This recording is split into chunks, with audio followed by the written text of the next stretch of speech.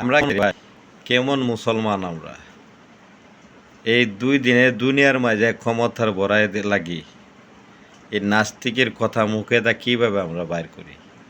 কিছুক্ষণ আগে আমি একটা ভিডিও দেখলাম টিকটকের মাঝে বলতেছে যারা আওয়ামী লীগ আছে তারাই কমেন্ট করবে, অন্য কেউ কমেন্ট করবে না, বাজায় কমেন্ট করবেন না। আচ্ছা ঠিক আছে, আমরা কমেন্ট করলাম না, তবে আমি একটা কমেন্ট করছি। এর মাঝে কমেন্ট করছে আওয়ামী লীগ যারা আছে, জয় বাংলা লেখলো, ইনশাল্লাহ লেখলো, সবই লেখলো। এই কথাটার গুরুত্বটা আর বুঝলো না। সে বলতেছে মৃত্যু যদি আসে সেকে আওয়ামী লীগ থেকে সরাইতে পারবে না, আর মৃত্যুর 1 মিনিট আগ পর্যন্ত সে আওয়ামী লীগ মুখে থাকবে। তো 1 মিনিট আগ পর্যন্ত সে কলমা পড়বো এই কোনো চিন্তা নাই।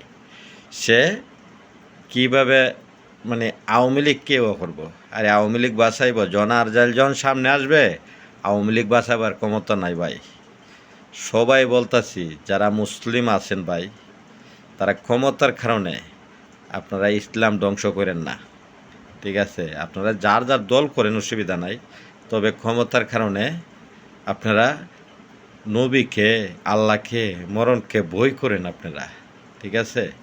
এই দুনিয়া 2 দিনে দুনিয়া আপনি ক্ষমতা দেখাইতেছেন, রাজনীতি হতেছেন, আপনি পরের রাতে খুব কায়া মারা লাগবে।